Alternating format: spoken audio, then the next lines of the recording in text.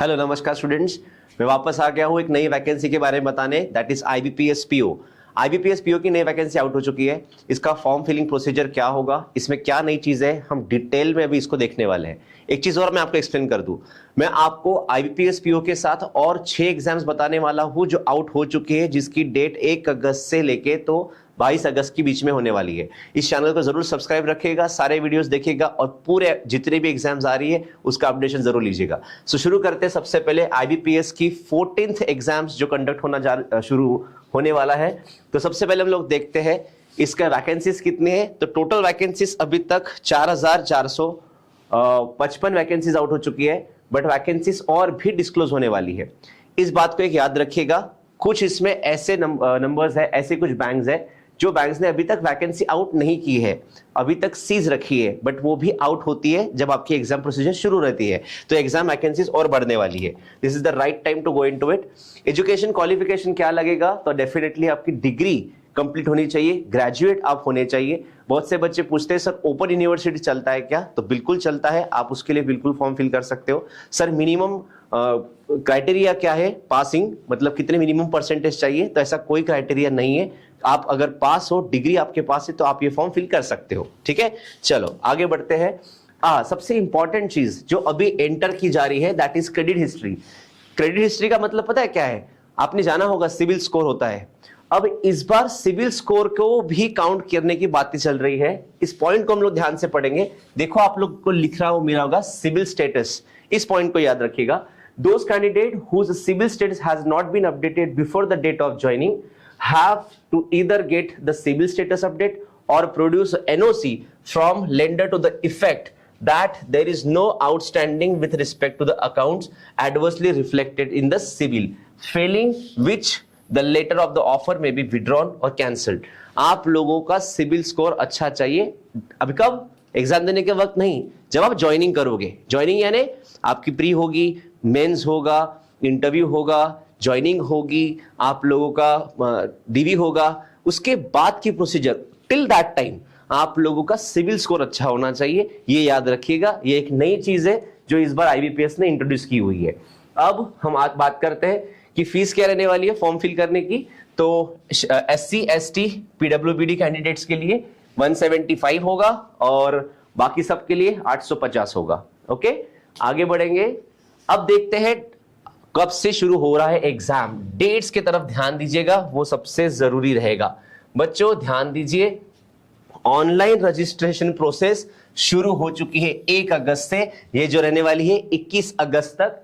आपका पेपर जो होने वाला है ये ऑलमोस्ट सितंबर के आसपास आपकी पीईटी होगी, that is pre examination training, और आपका एग्जाम होना चालू होगा अक्टूबर में। अक्टूबर में हमेशा का फिक्स ही रूटीन होता है इन लोग का, अक्टूबर में होता है और 1 अप्रैल को रिजल्ट लगता है। प्रीलिम्स मेंस होने के बाद इंटरव्यू का फाइनल रिजल्ट अप्रैल में लगता है और आपकी ज्वाइनिंग आती है। ओके, सो इसके बाद हम बात करेंगे कि पैटर्न क्या होगा। सो पैटर्न में कोई चेंज नहीं है, सिंपल आप लोगों की प्रीलिम्स होने वाली है जिसमें सिर्फ 3 सब्जेक्ट्स आते हैं, क्वांट, रीजनिंग और इंग्लिश। इंग्लिश 30 मार्क को होता है, रीजनिंग 35 मार्क को और मैथ्स 35 मार्क को होता है। कुल मिला के सबको 20 मिनट मिलते हैं। 60 मिनट का आपका मतलब 1 घंटे का प्रीलिम्स होगा। आपका क्लियर होने के बाद आप मेंस में जाओगे।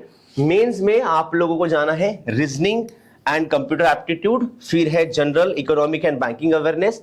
बहुत से बच्चों को ये पता ही नहीं होता, बहुत से बच्चे सिर्फ जीए रटते हैं। बच्चों बैंकिंग अवेयरनेस भी बहुत इंपॉर्टेंट पार्ट है, इसके भी लेक्चर्स यूट्यूब पे अपलोड होने वाले हैं और बीएस में तो वो पढ़ाते ही जा रहे हैं। आप इसके लेक्चर्स जरूर लगवा के लीजिएगा जो स्टूडेंट्स बीएस में पढ़ रहे हैं। इसके बाद इंग्लिश लैंग्वेज, यानी इसका भी एमसीक्यू पेपर होता है। Data analysis and data interpretation भी होगा। कुल मिला के क्वेश्चंस 150 होंगे बच्चों, 200 मार्क का पेपर होगा।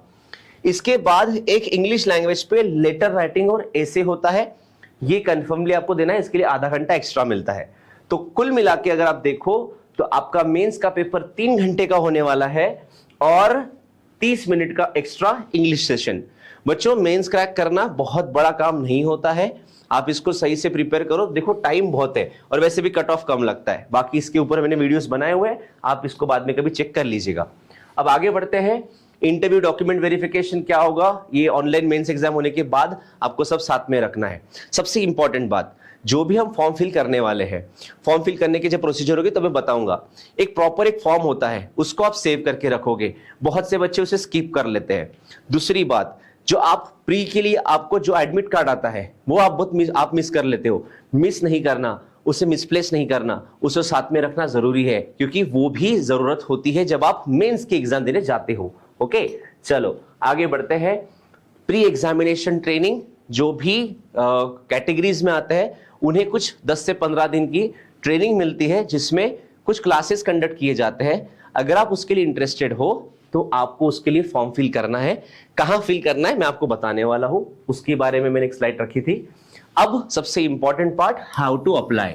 ओके, इस चीज को सही से देखिएगा जब भी आप फॉर्म फिल करोगे, क्योंकि इसमें कुछ भी गलती अगर होती है तो आपकी सारी मेहनत वेस्ट हो सकती है बच्चों। और सबसे इंपॉर्टेंट जो बैंक प्रेफरेंसेस है उस पॉइंट को प्रॉपर्ली नोट करिएगा, इसमें इस बार चेंजेस होंगे। बच्चों आगे बताएंगे। सबसे पहले आप लोगों को आईबीपीएस सर्च करना है। आईबीपीएस का जो सबसे पहला पार्ट दिख रहा है उसी पे आप क्लिक करिएगा। क्लिक करते बराबर ये आपका एक विंडो ओपन होगा, उसमें आपको सीआरपी पीओएमटी यहां पे क्लिक करना है, जो 3rd पोजीशन पे है। वहां क्लिक होते बराबर आपका एक सेकंड विंडो ओपन होगा, XIV यानी 14th CRP process provisional officer, आप यहां क्लिक करेंगे। ये क्लिक करते बराबर फिर एक पेज होगा, 1 अगस्त डेट लिखेगी, अप्लाई ऑनलाइन करेंगे। अब बच्चों अप्लाई करते बराबर ये आपका स्क्रीन ओपन हो जाएगा। जैसे कहा हुआ है आपको सबसे पहले click here for new registration करना है। प्लीज इसमें आपके ओल्ड रजिस्ट्रेशन मत डालिएगा, वो ओल्ड एग्जाम की बात करेंगे, इसके लिए आपको न्यू रजिस्ट्रेशन करना है। सबसे पहले करते बराबर बेसिक इंफॉर्मेशन जो भी होगी वो आप फिल करेंगे प्रॉपरली। फर्स्ट नेम 2 बार होगा, मिडिल नेम 2 बार, लास्ट नेम 2 बार। आपका कॉन्टैक्ट नंबर चेंज नहीं होना चाहिए, सिम कार्ड बंद नहीं होना चाहिए, दिक्कत हो जाएगी। सही से उसको फिल करिएगा। उसके बाद ये डेटा आपने फिल कर लिया एक बार, उसके बाद ये मैसेज आता है ओके का। ये ओके का मैसेज होते बराबर सेव एंड नेक्स्ट करेंगे, फिर आप नेक्स्ट पार्ट में जाओगे। अभी जब आप नेक्स्ट में आओगे, अब यहां पे शुरू होता है फोटोग्राफ अपलोड करने का। कुल मिला के 4 फोटोग्राफ्स अपलोड करनी पड़ती है। एक होता है आपकी खुद की फोटो होती है, एक थंब की फोटो होगी, और इसके बाद और भी कुछ 2 फोटोज है, एक डिक्लेरेशन की फोटो होगी। ये फोटोज का एक साइज डिस्क्लोज होता है, तो उसी साइज की फोटो कैसे बनानी, उतनी केबी की कैसी होनी चाहिए, उसके लिए आप लोग इमेज रिसाइजर का एप्लीकेशन यूज कर सकते हो। आपको सिर्फ गूगल पे इमेज रिसाइजर लिखना है, इस पे क्लिक करना है, और जो भी आपको फोटो जिस भी साइज में चाहिए वो आप घर बैठे अपने यहाँ पे फोटो बना सकते हो। अगर फिर भी प्रॉब्लम जा रहा है तो आप कमेंट करिए या बीएस में आ जाइए, हम लोग आपका फॉर्म फिल करके दे देंगे। ठीक है, अब आते हैं सेकेंड पॉइंट। जैसा आरआरबी का था, आईबीपीएस क्लरिकल का फॉर्म भरा है, वैसे ही पीओ का होगा बच्चों। 2 इमेजेस होगी, एक अपलोड इमेज करोगे जो आपके पास लैपटॉप में सेव है, वो इमेज यहां अपलोड होगी। फिर एक होगी कैप्चर इमेज। कैप्चर इमेज पे क्लिक करने के बाद देखो यहाँ पे कैप्चर करने के लिए या आप क्लिक हियर कर सकते हो। अगर आप फॉर्म लैपटॉप से भर रहे हो तो वो कैमरा आपका यूटिलाइज होगा। अगर आपका जो आप जिस कंप्यूटर से फॉर्म फिल कर रहे हो उसमें अगर कैमरा अवेलेबल नहीं है तो आप इसको आपके मोबाइल से स्कैन करेंगे इस क्यूआर कोड को, आपका एक फ्रंट कैमरा ओपन होगा और फ्रंट कैमरा ओपन होके आप फोटो ले सकते हो। ठीक है, ऐसे करके कैप्चर्ड इमेज अपलोड होगी। इसके बाद की प्रोसीजर बहुत सिंपल है, ये जैसा चल रहा है वैसे ही कॉमन चलेगा। बस एक बात ओबीसी वाले याद रखिएगा, जिनके पास नॉन क्रीमिलियर है वही ओबीसी में फॉर्म फिल करिए, अदरवाइज इसमें आप ओबीसी में नहीं भरेंगे, आप जनरल कैटेगरी में ही भरेंगे, क्योंकि आप गवर्नमेंट के लिए जाने वाले हो। इस बात को याद रखना, सबसे ज्यादा महत्व कागजों को होता है, तो कागज अगर सही है तो ही इसमें जाइए, अदरवाइज बच्चों इतनी मेहनत वापस कहूंगा हमारी वेस्ट हो जाएगी। अब हम लोग आगे बढ़ते हैं। ये कॉमन सी इसका फॉर्म फिल करने की प्रोसीजर है, ये पढ़ लीजिएगा, इसमें कुछ इतना खास नहीं है जो मैं आपको एक्सप्लेन कर पाऊं बच्चों। इसके बाद यस यूर अनमैरिड मैरिड जो भी होगा ये आपको प्रॉपर्ली स्टेटस अपलोड करना है, और उसके बाद वैलिडेट करनी है आपकी डिटेल्स। वैलिडेट जब आप डिटेल करोगे तो ऐसा मैसेज आएगा, you need to consider it okay. Okay होते बराबर आप नेक्स्ट पेज पे जाओगे। यहां पे बच्चों को कंफ्यूजन है, इस स्लाइड पे ध्यान दीजिएगा। बच्चों को लिखना है हाउ मेनी अटेम्प्ट्स। ठीक है, यहां पे मैंने लिखा हुआ है 1 अटेम्प्ट। बच्चों ने कुछ 2 दिए रहते, 3 दिए रहते हैं। अब बच्चे कंफ्यूज हो जाते हैं कि सर 3 लिखूं क्या, क्या सर 4 ही अटेम्प्ट रहते हैं क्या? सर मेरी अटेम्प्ट नहीं लिखूंगा, गलत लिख लूंगा तो मेरे को प्रॉब्लम होगा क्या? ऐसा कुछ नहीं होता। अटेम्प्ट का मतलब होता है, देखो अगर आपने लास्ट ईयर का अटेम्प्ट दिया होगा तो वो दे दीजिएगा। और अगर मैं सही से बताऊं तो अटेम्प्ट कब काउंट होता है ना, जब आप फाइनल मेंस जी मतलब इंटरव्यू तक पहुंचते हो तो अटेम्प्ट काउंट होता है। But still if you want to go with this, आप लिख सकते हो, उसको कुछ प्रॉब्लम नहीं होता। तो इसके लिए बिंदास आप इसको क्लिक करके आगे बढ़ाएंगे। उसके बाद आपको इंपॉर्टेंटली ये ध्यान से भरना है, नहीं तो आपको सेंटर कहीं और का मिल जाएगा।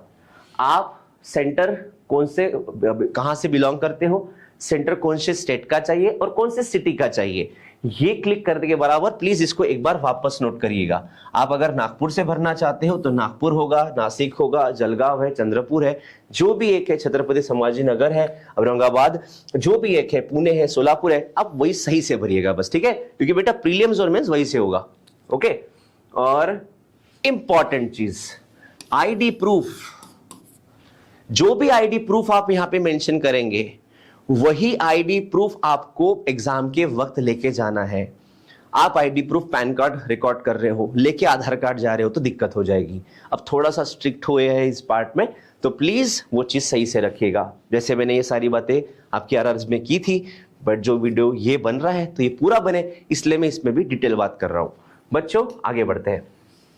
जैसे मैंने कहा था, देखो यहां पे दिख रहा है पैन कार्ड, पासपोर्ट, जो भी होगा वो आप सिलेक्ट करेंगे। ओके, यस, अगेन वापस वेरीफाइड सक्सेसफुली, वैलिडेट करने के बाद ओके होगा एंड सेव एंड नेक्स्ट। ये होते बराबर यहां पे ग्रेजुएशन। इस स्लाइड को भी ध्यान दीजिएगा सही से, ये बात बहुत ध्यान से सुनिएगा बच्चों। जो आप ग्रेजुएशन का मार्क्स डालने वाले हो, यहां पे अगर आपका मार्क्स 75.35 आ रहा है तो आप 75.35 ही डालेंगे। आप यहां पे ये गलती मत करिएगा, मैं राउंड ऑफ कर देता हूं, उतने से क्या होता है बच्चों, डिस्क्वालीफाई हो जाएंगे। ये बात इस बार उन्होंने मेंशन की हुई है नोटिफिकेशन में। एग्जैक्ट परसेंटेज निकालना है। वो कैसे निकालना है, आपको जो भी आपका एक परसेंटाइल होता है उसको कन्वर्ट कैसे करना, आपके ही मार्कशीट पे लिखा रहता है। फिर भी प्रॉब्लम है तो प्लीज आपके मार्क्स कमेंट कर दीजिए, हम आपको एग्जैक्ट परसेंटेज निकाल के बता देंगे। अदरवाइज कॉन्टैक्ट अस, नंबर्स आपके नीचे से जा ही रहे हैं, ठीक है? सो बच्चों, इसके बाद आते हैं नेक्स्ट स्लाइड पे। यहां के लिए भी मुझे बहुत से फोन आते हैं कि सर लिखा है do you have operating and working knowledge in computer system. Yes, तो करना ही है। अब बच्चे बोलते सर सर्टिफिकेट डालो, डिप्लोमा डालो, डिग्री डालो। सर मैं बीकॉम कैंडिडेट हूं, सर बीकॉम वालों को कौन सा मैं पढ़ने वाला हूं। तो बच्चों 10th में 12th में आपने कुछ तो कंप्यूटर का सीखा होगा। ऐसे वक्त आप सर्टिफिकेट, अगर आपने MSc किया है सर्टिफिकेट डाल दीजिए, नहीं किया है स्टडीड इन हाई स्कूल तो हाई स्कूल कर दीजिए। आप वहां पे भी क्लिक कर सकते हो, ठीक है? ये आप भर के आगे बढ़ाएंगे बस। ओके, आगे इसके बाद कौन सी चीज आ रही है, ये लैंग्वेजेस का सीन है। आपको इस लैंग्वेजेस में लैंग्वेजेस क्लिक करना है, 3 लैंग्वेजेस फील करेंगे, रीड राइट स्पीक पे आपको क्लिक करना पड़ेगा। ओके, ये कुछ ऐसा दिखेगा, इंग्लिश, हिंदी एंड मराठी। ये मेरी लैंग्वेजेस मुझे आती है, वो में डालिए, आप अपनी जो लैंग्वेजेस होगी वो आप डाल सकते हो। सबसे इंपॉर्टेंट पार्ट पे आता है, अब है सर बैंक प्रेफरेंसेस क्या होगा। अब बच्चे यहां पे क्या गफलत करते हैं वो सुनिए। बच्चों को लगता है कि सर सबसे इंपॉर्टेंट है number of vacancies. Sir number of vacancies, sir यहां पे देखिए बैंक ऑफ बड़ौदा ने अभी तक कोई भी रिजर्व करके रखी है, कोई भी वैकेंसी नहीं डाली है। बैंक ऑफ महाराष्ट्र ने कोई भी वैकेंसी आउट नहीं की है। तो मैंने उसको प्रेफरेंस में डालना चाहिए कि नहीं डालना चाहिए, इस बात को सही से सुनिएगा। Just give me a moment. Yes, अब देखिए बैंक ऑफ बड़ौदा ने वैकेंसी आउट नहीं की हुई है, उसके बावजूद मैंने बैंक ऑफ बड़ौदा पहला प्रेफरेंस रखा हुआ है। क्यों, इसको सुनिए सही से। बच्चों मुझे एक बताइए, अगर आपने कोई एग्जाम दिया जिसमें आपको MBBS करना है, डॉक्टर बनना है। अब आपके पास MBBS की कुछ 2-3 जगह थी आउट नहीं हुई है, MBBS की 4 जगह आउट हुई है और आयुर्वेदिक की 100 जगह आउट हुई है। तो क्या आप पहला प्रेफरेंस आयुर्वेदिक डालोगे? नहीं, आप MBBS ही पहला डालोगे कि हो सकता है 4 में मेरा नंबर लग जाए। सिमिलरली सबसे अच्छा कौन सा एक बैंक को चल रहा है, बैंक ऑफ बड़ौदा, वो आप डाल के रखेंगे। सबसे अच्छी कौन सी बैंक है, ये जो बैंक सबसे अच्छा परफॉर्म कर रही है जिसका एनपीए सबसे कम चल रहा है, अच्छी परफॉर्मेंस है, उसके हिसाब से हिरार्की बनाइए, इसी हिसाब से बैंक्स डालिएगा। क्योंकि अगर बैंक ऑफ बड़ौदा ने इन प्रोसेस अगर कोई वैकेंसीज आउट कर दी तो वही आपका पहला प्रीफरेंस होना चाहिए। अगर आपको वो सीट मिल रही है तो आपने छोड़नी नहीं है। अंडरस्टूड? चलो गुड। अब जैसे कहा मैंने, ये भी आपका वैलिडेट होगा डिटेल। वैलिडेट होने के बाद हम आगे बढ़ेंगे। ये हो गया फाइनल अभी आपका फॉर्म। जो जो आपने अपलोड की हुई इमेजेस होगी और आपने फॉर्म डेटा भरा होगा, बिल्कुल सही से इसको एक बार चेक करिएगा। फॉर्म फिल होने के बाद यहां पे प्रॉपर सिग्नेचर लिख के आएगी, ठीक है, ये आपका फॉर्म होगा। यहां पे आप करोगे कंप्लीट रजिस्ट्रेशन। कंप्लीट रजिस्ट्रेशन होने के बाद फिर से मैसेज आता है। मैसेज आ गया कि हम आ गए अभी इंप्रेशंस अपलोड करने के लिए। लेफ्ट थंब हैंड रिटन, मैंने कहा था टोटल 4 फोटोज अपलोड होती है। एक होती है आपकी खुद की इमेज फोटो, कलर फोटो, दूसरी होती है आपका साइन, तीसरा होता है लेफ्ट थंब इंप्रेशन और चौथा होता है हैंड रिटन डिक्लेरेशन। इसके प्रॉपर देखो, इसकी प्रॉपर एक साइज है, वो साइज ऑलरेडी एक्सप्लेन की हुई है, उसी हिसाब से आपको बनाना है इमेज रिसाइजर में डाल के। ओके, फिर आप इसको चूज करिए फाइल को और अपलोड करिए। अपलोड होने के बाद भी प्रीव्यू होता है, ठीक है। मैं एक चीज आपको और बता दूं, जो हैंड रिटन डिक्लेरेशन है वो ये होने वाला है। इसका आप स्क्रीनशॉट लीजिए।